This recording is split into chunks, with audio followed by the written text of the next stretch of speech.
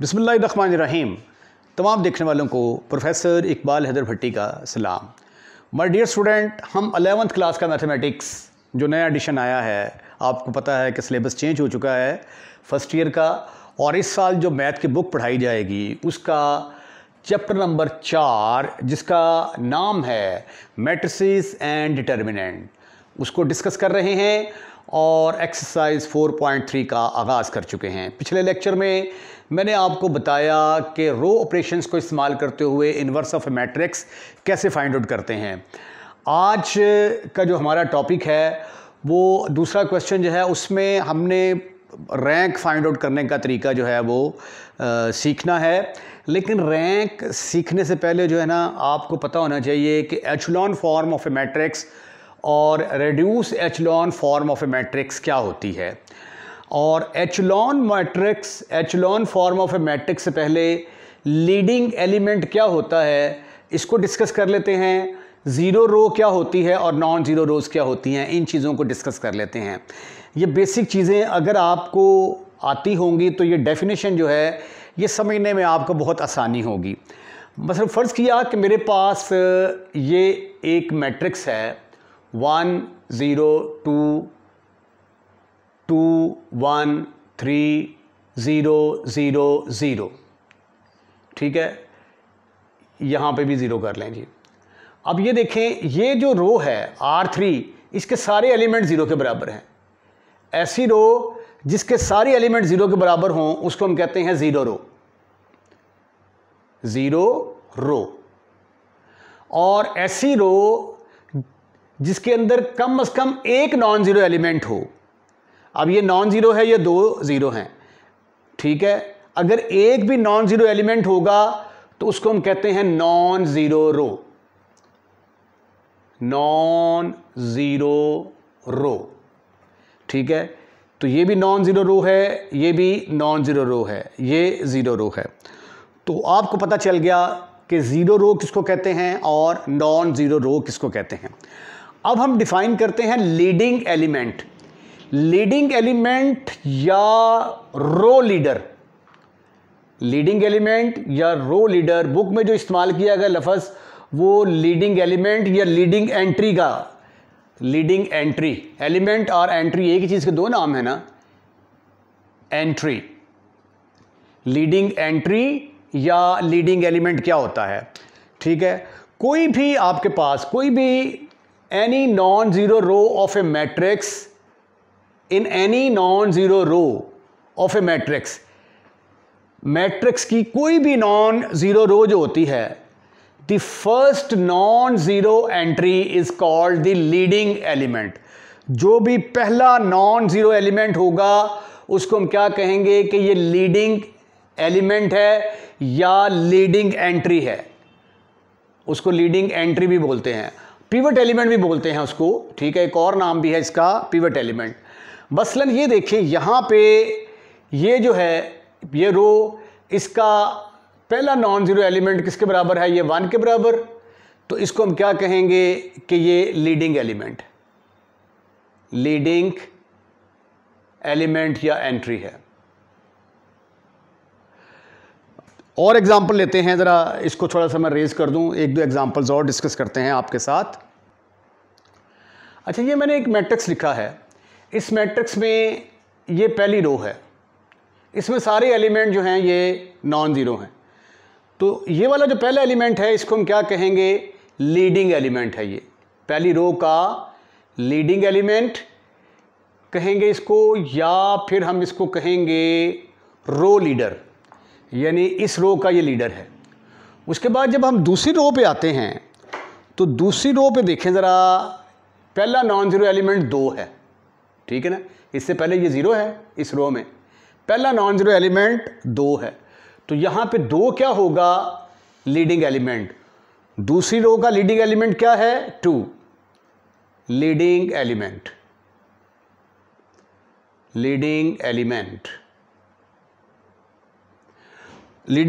या leading entry एक ही बात है। अब तीसरी रो जो है इसमें पहला नॉन ज़ीरो एलिमेंट क्या है, 3। तो यहाँ पे 3 क्या होगा, लीडिंग लीडिंग एलिमेंट। ठीक है, अगर ऐसी रो, ये अब ये देखें यहां पे ये लीडिंग एलिमेंट है ना, तो ये वाला पूरा जो कॉलम होगा इसको हम क्या कहेंगे? Leading column. ये मैंने लफ्ज़ यूज़ किया है लीडिंग कॉलम। ये पूरा ये जो कॉलम है इसको क्या कहेंगे? Leading column. Leading column. पहले जो है ना पिवट का लफ्ज़ यूज़ होता था। अगर ये पिवट एलिमेंट है तो जहाँ पे पिवट एलिमेंट होता है उस कॉलम को हम कहते हैं पिवट कॉलम। तो मेरा ख्याल है कि यहाँ तक डिस्कस करने के बाद आपको अच्छे तरीके से पता चल चुका होगा कि लीडिंग एलिमेंट क्या होता है। आइए अब इम्पॉर्टेंट डेफिनेशन की तरफ चलते हैं। Echelon form of a matrix क्या होती है? गौर से मेरे अल्फाज सुनने हैं। अगर आप गौर से मेरे अल्फाज सुनेंगे, फॉरवर्ड नहीं करना, हर बात को गौर से सुनना है, तो ये डेफिनेशन आपको बहुत अच्छी समझ आने वाली है। N M cross N matrix. अब यहाँ पे देखें, नंबर ऑफ रोज m हैं और नंबर ऑफ कॉलम्स n हैं।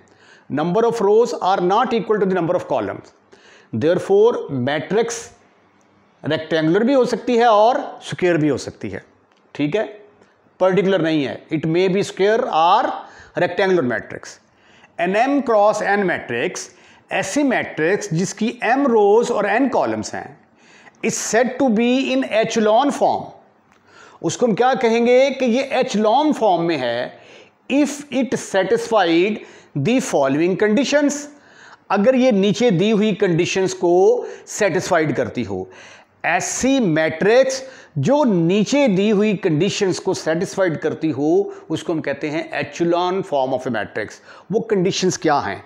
देखिए, जब भी आप रो ऑपरेशन अप्लाई करेंगे तो रो ऑपरेशन अप्लाई करने के बाद कुछ जीरो रोज आ जाती हैं, कुछ नॉन जीरो रोज आ जाती हैं।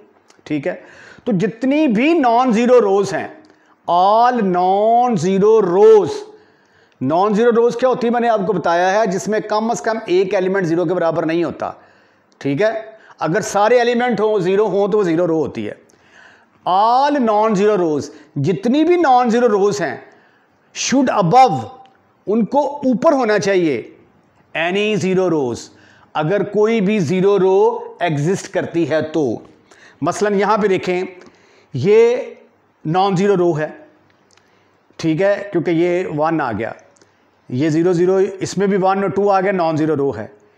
0 0 0 0, इसके सारे एलिमेंट जीरो के बराबर हैं, ये जीरो रो कहलाएगी। तो जो भी जीरो रो होगी वो खुड्डे लाइन लगी होगी, नीचे होंगी।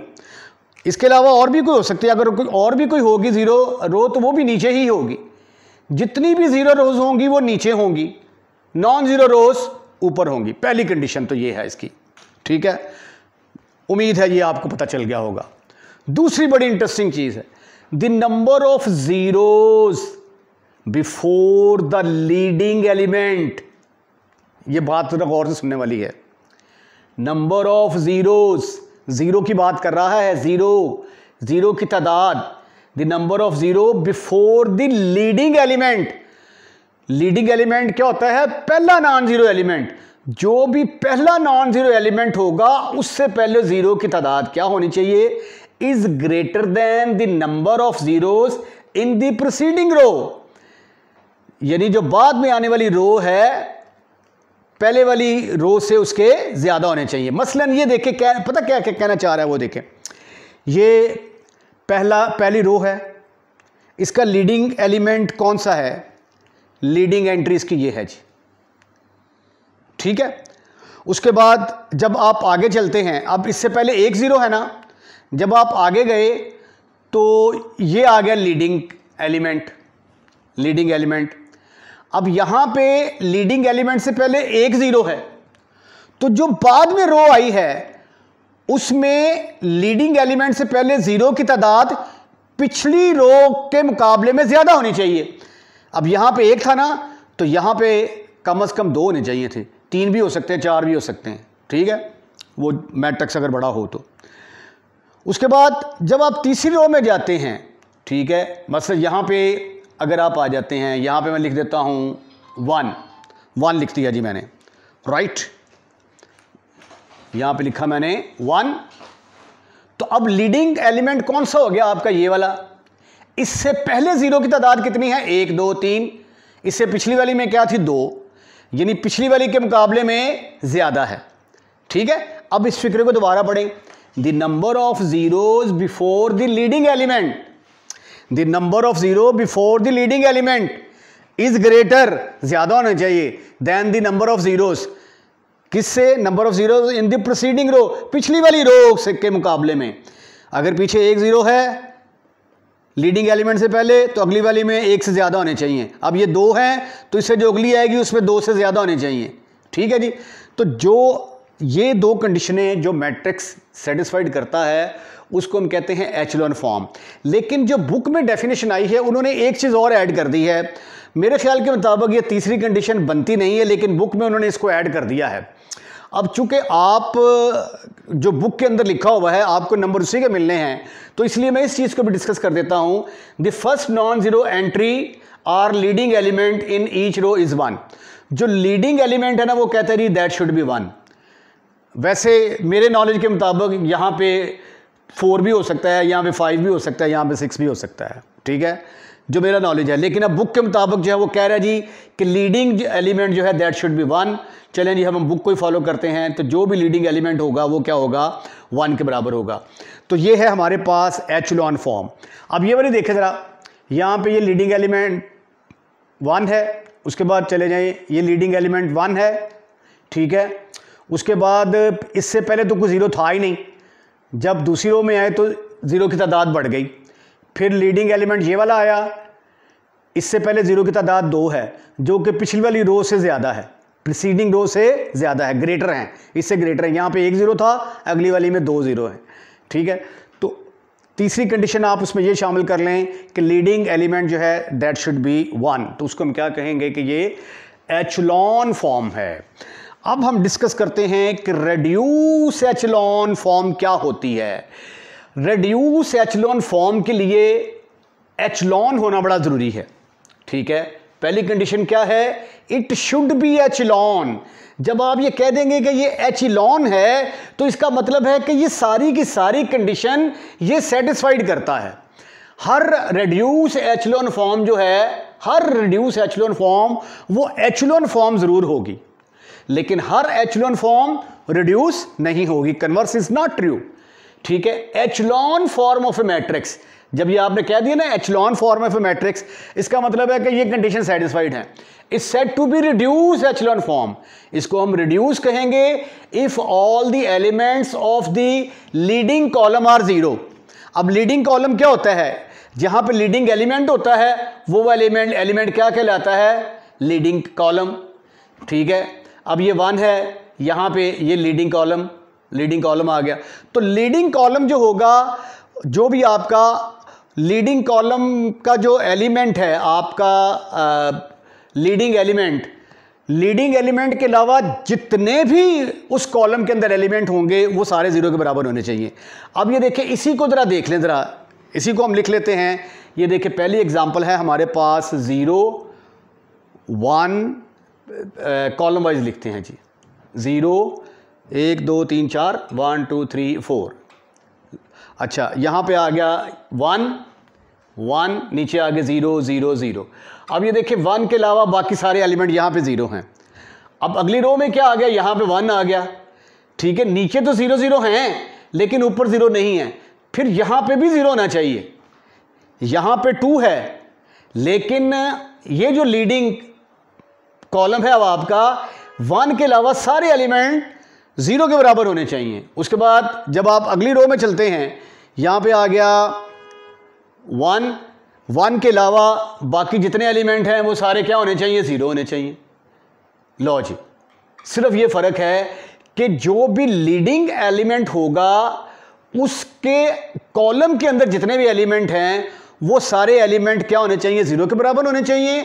तो वो रिड्यूस एचेलॉन फॉर्म क्या बन जाएगी, वो एचेलॉन फॉर्म क्या बन जाएगी, मैं गलत बोल गया, वो echelon form reduce echelon form बन जाएगी। ठीक है, इसी तरह आप इसको जरा देखते हैं, ये 1 है, 1 के नीचे 0, ठीक है।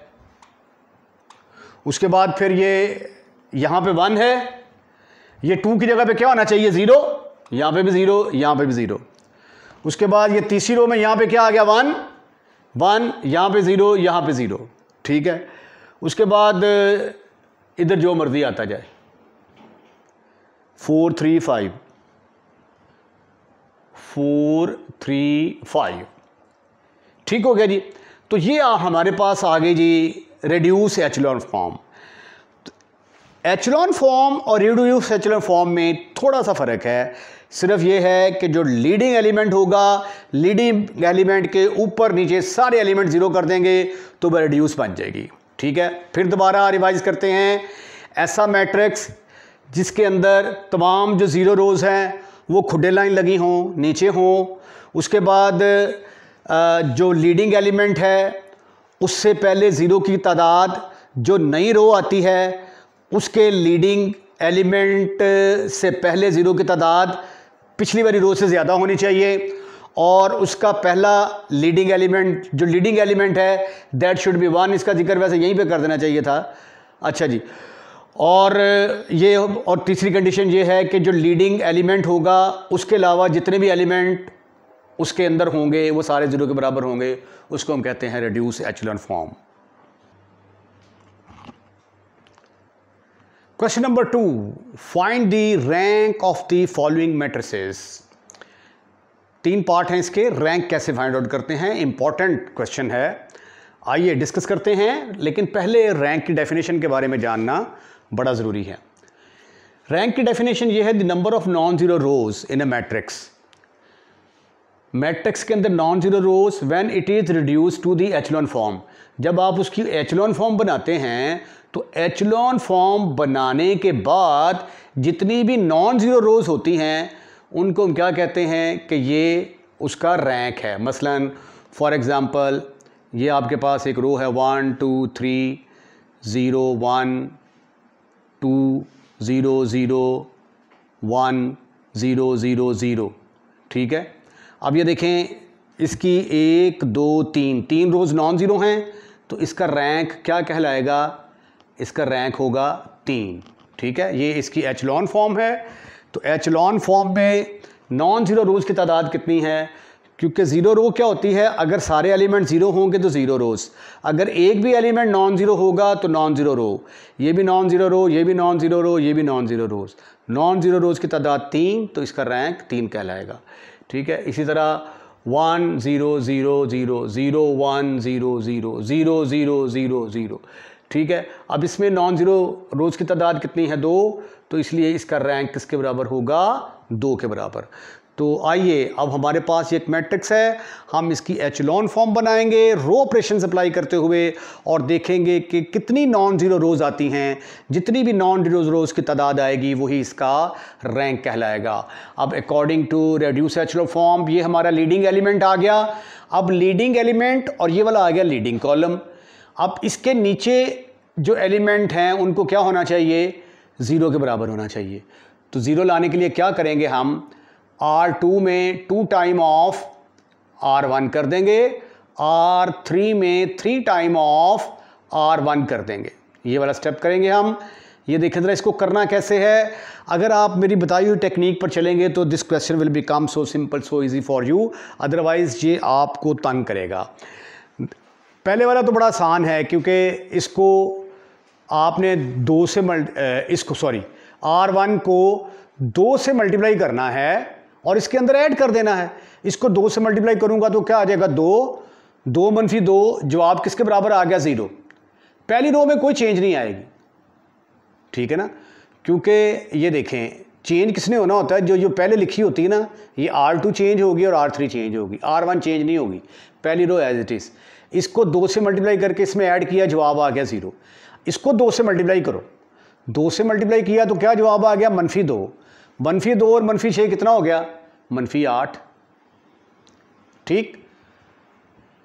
इसको 2 के साथ मल्टीप्लाई करें, 2 × 3 6, 6 और 1 7, यानी इसको 2 से मल्टीप्लाई करके इसमें ऐड कर दें। इसको 2 से मल्टीप्लाई करेंगे 2 आ जाएगा, 2 - 1 जवाब आ गया 1। उसके बाद इसको 3 से मल्टीप्लाई करके इसमें से सब्ट्रैक्ट करना है। 3 से मल्टीप्लाई करके सब्ट्रैक्ट करना स्टेप औखा है। अगर मैं ये कहूँ कि -3 से मल्टीप्लाई करके ऐड कर दें तो स्टेप सौखा है। तो इसको -3 से ज़रब दो, -3 आ गया, इसमें ऐड किया, -3 जमा 3 0 के बराबर आ गया। इसको -3 से ज़रब दो, माइनस माइनस प्लस 3, 3 और 1 4। इसको -3 से ज़रब दो, -9 और 4 -5 आ गया। इसको -3 से ज़रब दो, -3 और -2 -5। ठीक ठीक ठीक ठीक। इधर क्या लिखा था मैंने, 2 टाइम ऑफ, इसको 2 से मल्टीप्लाई करके इसमें ऐड किया था तो यहां पे आ गया 1। Right right. अब यहां पे 1 लेके आना है, तो 1 लाने के लिए 8 के साथ डिवाइड करने के अलावा मुझे पास कोई और तरीका मौजूद नहीं है, क्योंकि ये नीचे 4 है। 4 को अगर 2 से मल्टीप्लाई करता हूं तो 4 ज़रब 2 8 आ जाएगा। ठीक है, तो 8 इस पे जमा करूंगा, यहाँ पे 0 आ जाएगा। चलें ये ऐसा करके ना देख लें, इसको हम 2 से मल्टीप्लाई करते हैं, R2 + 2 टाइम ऑफ R3। या आप ऐसा करें कि इसको तरतीब के साथ अगर चलना चाहते हैं तो इसको -8 के साथ डिवाइड कर दें। 8 के साथ डिवाइड करके इसके नीचे 0 ले आते हैं। मेरे ख्याल ये ज़्यादा आसान है, एक ही पैटर्न रखें आप। हम ऐसा करते हैं कि यहाँ पे हमें क्या चाहिए, यहाँ पे हमें चाहिए 1 चाहिए, तो -1/8 टाइम ऑफ R2। R2 को 8 के साथ डिवाइड कर दें तो ये आ गया 1 -1, 3 and 1 0, यहाँ पे आ गया 1, यहाँ पे आ जाएगा -7/8, प्लीज सम वेट, यहाँ पे आ गया -1/8, और ये आ गया 0 4 -5 -5। ठीक है जी। अब यहाँ पे हमें क्या चाहिए, हमें चाहिए यहाँ पे 1। तो 1 लाने के लिए हम क्या करेंगे, 1/4 के साथ डिवाइड कर देंगे। नहीं, यहाँ पे 1 आ गया है, सॉरी। अब यहाँ पे इसके नीचे 0 लेके आना है। तो अगला स्टेप जो हम करेंगे वो होगा R3 -4 time of R2। You will get 1 -1 3 1 as it is. Change किसने होना है भाई, R3 ने चेंज होना है। तो R2 तो ऐसे एज इट इज आ जाएगी, 0 1 -7/8 -1/8 0। इसको -4 से मल्टीप्लाई करेंगे, -4 + 4, जवाब 0 के बराबर आ गया जी। इसको -4 से मल्टीप्लाई करेंगे तो क्या आंसर आएगा जी, -7/8 × -4, 4 × 4, 4 दूनी 8, 7/2, 7/2 में -5 ऐड किए तो जवाब आ गया 7 - 10, तो -3/2 आ गया। ये तो यहाँ पे आएगा -3/2। Right right. उसके बाद फिर इसको हम क्या करेंगे, इसको हमने 4 से मल्टीप्लाई करना है। -4 से मल्टीप्लाई करेंगे तो 1/2 आ जाएगा। 1/2 को 5 में ऐड कर देंगे तो इसका आंसर क्या आया, यहाँ पे आ गया 1 10 -9/2, तो यहाँ पे आ गया -9/2। उसके बाद लीडिंग उसने कह दिया हुआ है कि एलिमेंट शुड बी 1, तो इसको 1 करने के लिए हमें -2/3 के साथ मल्टीप्लाई करना पड़ेगा। ठीक है, तो अगला स्टेप जो हम करेंगे वो क्या होगा, दैट इज R3 को 3/2 टाइम ऑफ R3, माइनस लगा दे साथ। तो अब पहली रो तो एज इट इज़ आ गई, 1 -1 3 1। दूसरी आ गई 0 1 -7/8 -1/8। उसके बाद आ गया 0 0 1। अच्छा, ये -3/2 को मैंने ये 2/3 नहीं आएगा यहाँ, 2/3, 2/3 तो 3 3 से कट गया है, जवाब आ गया 1। तो ये आ गया -9/2 को मल्टीप्लाई करेंगे हम -2/3 के साथ, तो ये आ गया 2 2 से कट गया, माइनस माइनस प्लस 3 3 9 3 आ गया जी। अच्छा आगे ये देखिए ये रिड्यूस एचेलॉन फॉर्म बन चुकी है, तो कोई भी रो ज़ीरो के बराबर नहीं आई। ये रो भी नॉन ज़ीरो, ये रो भी नॉन ज़ीरो, ये रो भी नॉन ज़ीरो, तो लिहाजा इसका रैंक किसके बराबर होगा? That is equal to 3। I am fully hopeful कि आपके कंसेप्ट क्लियर हो चुके होंगे। आइए अब हम इसका अगला पार्ट डिस्कस करते हैं। क्वेश्चन नंबर 2 का सेकंड पार्ट है फाइंड द रैंक। ये एक मैट्रिक्स दिया गया है, इसका रैंक मालूम करना है। तरीकाकार वही है, हम इसके ऊपर रो ऑपरेशन अप्लाई करेंगे और अपर ट्रायंगुलर मैट्रिक्स बनाने की कोशिश करेंगे। रो ऑपरेशन अप्लाई करते हुए अपर ट्रायंगुलर। तरीकाकार क्या है कि यहाँ पे 1 वेरी गुड ऑलरेडी मौजूद है। अब हमें यहाँ पे सिफर चाहिए, यहाँ पे सिफर चाहिए, यहाँ पे सिफर ऑलरेडी मौजूद है। यहाँ पे 0 कैसे आ सकता है? अगर R2 में से 2 टाइम ऑफ R1 कर दिया जाए, इसको 2 से मल्टीप्लाई करके इसमें से माइनस करेंगे तो 0 आएगा ना, और इसको पकड़कर इसमें ऐड कर देंगे तो 0 आ जाएगा। R3 plus R1। अब एक बात याद रखें कि R2 ने चेंज होना है और R3 ने चेंज होना है। R1 को तो यूज़ कर रहे हैं ना, ये पहली रो एज इट इज़ आएगी 1 -2 एंड 3। अच्छा ये वाला स्टेप क्या है? देखें, इसको 2 से मल्टीप्लाई करके इसमें से सब्ट्रैक्ट करें, यही मतलब है ना इसका। अगर 2 से मल्टीप्लाई करके सब्ट्रैक्ट करूंगा तो कैलकुलेशन मुश्किल हो जाएगी। अगर -2 से मल्टीप्लाई करके ऐड करूंगा, बात तो एक ही है ना, 2 सब्ट्रैक्ट कर दें या -2 ऐड कर दें, ठीक है ना। तो -2 से मल्टीप्लाई करके ऐड कर दें, -2 से मल्टीप्लाई किया तो -2 जमा 2 0 के बराबर आ गया। -2 से मल्टीप्लाई करें, -2 और -2 कितना हो गया? -2 से मल्टीप्लाई करेंगे जमा 4 और -4 0 के बराबर आ गया। इसको -2 से मल्टीप्लाई करेंगे तो क्या आ जाएगा? -6 + 6 ये 0 के बराबर आ गया। उसके बाद R3 में R1 को ऐड करना है, इसको इसमें ऐड किया 1 - 1 जवाब 0। इन दोनों को ऐड किया, जवाब आ गया -1 -2 और 1 -1। 3 और में से 1 है, बाकी रह गए 2। आखिरी रो क्या थी हमारी? 0 1 -1। अब एचलॉन फॉर्म की कंडीशन है कि कोई भी अगर 0 रो होगी तो उसको एंड पे होना चाहिए। ये यहाँ पे दूसरी रो जो है बन रही है, तो हम ऐसा करते हैं कि इन दोनों को इंटरचेंज कर देते हैं, दूसरी और तीसरी रो को। R2 की जगह पे R4 को ले आते हैं और R4 की जगह पे R2 को ले आते हैं। ये आ गया आपके पास, पहली रो में कोई चेंज नहीं, 1 -2 एंड 3। दूसरी रो में अब आ जाएगा 0 1 0 1 -1। तीसरी रो में आ जाएगा 0 -1 एंड 2, और चौथी रो में आ जाएगा 0 0 0। ठीक। एक मिस्टेक भाई, ये R3 में जब R1 जमा करेंगे, ये R3 है, ये R1 है, इसको जमा किया तो यहाँ पे 5 आना था, 2 लग गया, कोई बात नहीं, 5 कर दिया, यहाँ पे भी 5 कर दिया, ठीक हो गया। अच्छा अब यहाँ पे 1 आ चुका है, अब हमें यहाँ पे 0 चाहिए और यहाँ पे तो ऑलरेडी 0 है ही, तो उसके लिए हमें क्या करना पड़ेगा कि R2 को पकड़कर R3 में ऐड करना पड़ेगा।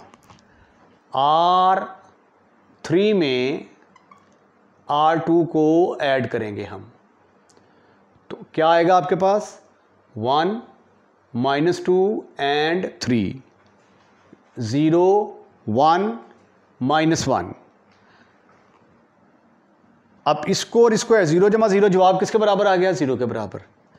1 - 1 जवाब किसके बराबर आ गया? 0 के बराबर। -1 जमा 5 जवाब आ गया 4। ये वाली रो पहले 0 थी, ठीक। अब यहाँ पे लीडिंग एलिमेंट शुड बी 1, तो हालांकि मेरे ख्याल के मुताबिक इस स्टेप की ज़रूरत नहीं होती, लेकिन चूंकि अब किताब में उसने कह दिया है तो लिहाजा ये वाला एक स्टेप और करना पड़ेगा। 1 -2 एंड 3 0 1 -1 0 0 1 0 0 0। अब नॉन ज़ीरो रोज़ की तादाद कितनी है? 1, 2 एंड 3। तो इसका रैंक किसके बराबर होगा? Rank is equal to 3। Question number 2 का थर्ड पार्ट काफ़ी लंबा है। 1, 2, 3, 4, 5, 1, 2, 3, 4, 5 कॉलम हैं और 4 रोज़ हैं भाई। ओहो, चलें आइए जी बिस्मिल्लाह पढ़ के शुरू करते हैं। अब पहला जो स्टेप है हमारा वो ये है कि पहली रो में हमें चाहिए यहाँ पे 1। तो यहाँ पे दूसरी रो में 1 मौजूद है, तो क्यों ना हम इन दोनों रोज़ को इंटरचेंज कर दें। तो क्या करने जा रहे हैं, हम R1 को इंटरचेंज करेंगे R2 के साथ और R2 को इंटरचेंज करेंगे R1 के साथ। ठीक है, ये नई नोटेशन आई है, वैसे ऐसे भी लिखा जा सकता है। पहले हम ऐसे लिखा करते थे R1 2, यानी पहली और दूसरी रो को इंटरचेंज कर दिया हमने। अच्छा जी, व्हाट यू विल गेट, अब ये वाली तो ऊपर आ गई 1, 2, -1, -3, -2, और ये नीचे आ गया 3, -1, 3, 0, 1। बाकी दो रोज़ एज इट इज़ 2, 3, 4, 2, 1, 2, 5, -2, -3 एंड 3। उसके बाद जो अगला स्टेप होता है 1 के नीचे 0 0 लेके आने होते हैं। ठीक है, अब हमें यहाँ पे 0 चाहिए, हमें यहाँ पे भी 0 चाहिए, हमें यहाँ पे भी 0 चाहिए। तो उसके लिए क्या करना पड़ेगा, हमें इसको 3 से मल्टीप्लाई करके इसमें से माइनस करना पड़ेगा। R2 -3 टाइम ऑफ R1, फिर R3 में से 2 टाइम ऑफ R1, फिर R4 में से 2 टाइम ऑफ R1। ये सारे स्टेप हमें करने पड़ेंगे यहाँ पे। तो ये देखिए, सिर्फ R1 चेंज नहीं होगी, R2, R3 और R4 चेंज होंगी। पहली रो एज इट इज़ 1, 2, -1, -3, -2। गौर से देखिएगा इस स्टेप को मैं कैसे करता हूँ। अब ये देखें, इसको 3 से मल्टीप्लाई करके इसमें से सब्ट्रैक्ट करना है ना, ऐसे नहीं करना। 3 से मल्टीप्लाई करके सब्ट्रैक्ट नहीं करना, बल्कि ये कहें कि -3 से मल्टीप्लाई करके ऐड करना है। डायरेक्ट -3 से मल्टीप्लाई करो, -3 जमा 3, जवाब किसके बराबर आ गया? 0। इसको -3 से ज़रब दें, 6, -6 और ये -1, -7 आ गया। इसको -3 से मल्टीप्लाई करें, 3, 3 और 3 6। इसको -3 से मल्टीप्लाई करें, 3 3 9 जमा 0 9 आ गया। इसको -3 से मल्टीप्लाई करें, 3 दूनी 6, 6 2 -2 4 आ गया। उसके बाद इसको -2 से इसको 2 से मल्टीप्लाई करके इसमें से सब्ट्रैक्ट करना है ना। आप ये करें कि इसको -2 से मल्टीप्लाई करके इसमें ऐड करें। -2 से मल्टीप्लाई किया, -2 जमा 2 जवाब 0। इसको -2 से मल्टीप्लाई करो, -4, 4 और 3 1, -1 आ गया। इसको -2 से मल्टीप्लाई करो, +2 आ गया, +2 और 4 6 हो गया। ठीक है, इसको -2 से मल्टीप्लाई करो, 6 और 2 8।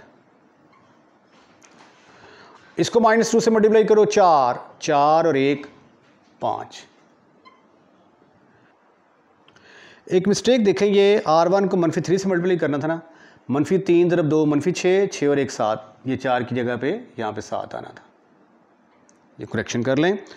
उसके बाद अब चौथी रो की बारी आती है। इसको -2 से मल्टीप्लाई करके इसमें ऐड करेंगे, 0 आ जाएगा। इसको -2 से मल्टीप्लाई करें, 2 दूनी 4 और 5, -4 और 5 +1 आ जाएगा। इसको -2 से मल्टीप्लाई करेंगे तो ये आ जाएगा जमा 2 और -2 0 आ गया जी। इसको -2 से मल्टीप्लाई करेंगे, जमा 6 और 3 +3। इसको -2 से मल्टीप्लाई करेंगे, 4 और 3 7। ये आ गया जी आपके पास। अब हमें यहाँ पे 1 लेके आना है। ठीक है, एक चॉइस तो हमारे पास है कि इसको -7 के साथ डिवाइड कर दें। -7 के साथ डिवाइड करने से डिनोमिनेटर में 7 आ जाएगा, कैलकुलेशन मुश्किल हो सकती है। तो क्यों ना इसको और इसको इंटरचेंज कर दिया जाए। इसको और इसको इंटरचेंज करेंगे तो ऑटोमेटिकली यहाँ पे 1 आएगा, क्योंकि हम किसी भी दो रोज़ को इंटरचेंज कर सकते हैं। तो कौन कौन सी रो को इंटरचेंज करना चाहते हैं? दूसरी को और चौथी को। तो यहाँ पे लिखेंगे R2 को चेंज कर देंगे हम R4 के साथ और R4 को R2 के साथ। ये वाला स्टेप जब करेंगे तो व्हाट यू विल गेट, पहली रो में तो कोई चेंज नहीं आएगी ना, 1 2 -1 -3 -2। अब दूसरी रो, जो चौथी रो है, इसको पहले लिखेंगे 0 1 0 0 1 0 3 7 3 7। तीसरी रो एज इट इज 0 -1 6 8।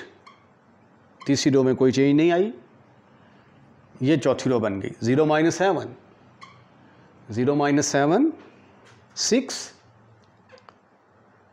9 7। लो जी, अब 1 आ गया। अब इसके नीचे 0 0 लेके आने हैं हमने। यहाँ पे ऊपर ज़रूरत कोई नहीं है, यहाँ पे 0 लेके आना है, यहाँ पे 0 लेके आना है।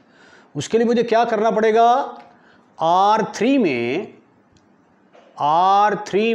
R2 को ऐड करना पड़ेगा और R4 में ये -7 है ना, इसको 7 से मल्टीप्लाई करके इसमें ऐड करेंगे, यानी 7 टाइम ऑफ R2 ऐड करना पड़ेगा, तो 0 0 आ जाएगा।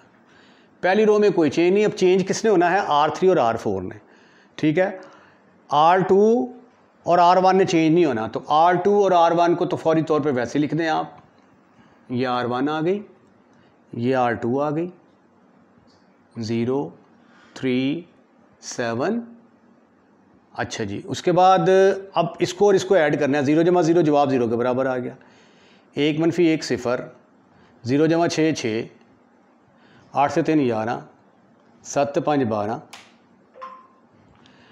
अब इसको 7 से मल्टीप्लाई करके इसमें ऐड करना है। इसको 7 से मल्टीप्लाई करो, 0 जमा 0 0 के बराबर आ गया। 7 से मल्टीप्लाई किया +7 -7 0। 7 से मल्टीप्लाई किया 7 × 0 0, 6 6 ये आ गया। उसके बाद इसको 7 से मल्टीप्लाई किया 21 21 9 30। इसको 7 से मल्टीप्लाई किया 49 49 ते 7 56। ठीक है जी। अब नेक्स्ट हमें चाहिए यहाँ पे 1। यहाँ पे 1 लाने का अब हमारे पास सिर्फ और सिर्फ एक ही तरीका है। 1 लाने के बजाय अगर मैं ऐसा ना कर दूं कि पहले इसको पकड़ इसमें से सब्ट्रैक्ट कर दूं, 0 0 फ़र्क तो पड़ना ही नहीं है। यहाँ पे 0 आ जाएगा, यहाँ पे 19 आ जाएगा। उसके बाद फिर 6 पर डिवाइड करते हैं। पहले ये स्टेप कर लें आप, R4 में से R3 माइनस कर दें।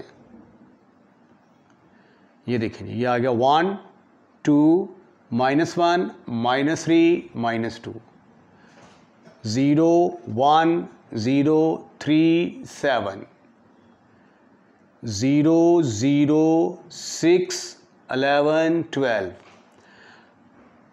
अब हम क्या कर रहे हैं, इनको माइनस कर रहे हैं। 0 - 0 0 के बराबर आ गया, 0 - 0 0 के बराबर आ गया। 6 में से 6 निकाला 0 के बराबर आ गया। 30 में से 11 निकाला 19 आ गया। 56 में से 12 निकाला तो क्या आएगा, 56 में से 12 निकालें, 56 में से 12, यहाँ पे 4 4 44। राइट। उसके बाद फिर यहाँ पे हमें क्या चाहिए था, 1, तो 1/6 टाइम ऑफ R3 कर देते हैं। ठीक है, 1/6 टाइम ऑफ R3 करेंगे तो 1 2 -1 -3 -2, 0 1 0 3 7, 0 0 1 11/6, 6 दूनी 12, 0 0 0 19 44। अब आगे जो है ये मज़ीद इसको सॉल्व नहीं किया जा सकता। ज़्यादा से ज़्यादा आप इसका जो एलिमेंट है, लीडिंग एलिमेंट, इसको 1 ला सकते हैं। तो चलें एक स्टेप और कर देते हैं अपने लिए, कॉम के लिए। 1/19 टाइम ऑफ R4 को आपने 19 के साथ तकसीम किया तो ये आ गया 1 2 -1 -3 -2, 0 1 0 3 7 0 0 1 0 0 1 11/6 2 0 0 0 19 पर तकसीम किया 1 आ गया 44/19। सब कुछ करके देख लिया, कोई भी रो ज़ीरो नहीं आई, ये भी नॉन ज़ीरो, ये भी नॉन ज़ीरो, ये भी नॉन ज़ीरो, ये भी नॉन ज़ीरो, तो 4 नॉन ज़ीरो रोज़ आई हैं। तो इसलिए इसका रैंक किसके बराबर होगा? That is equal to 4।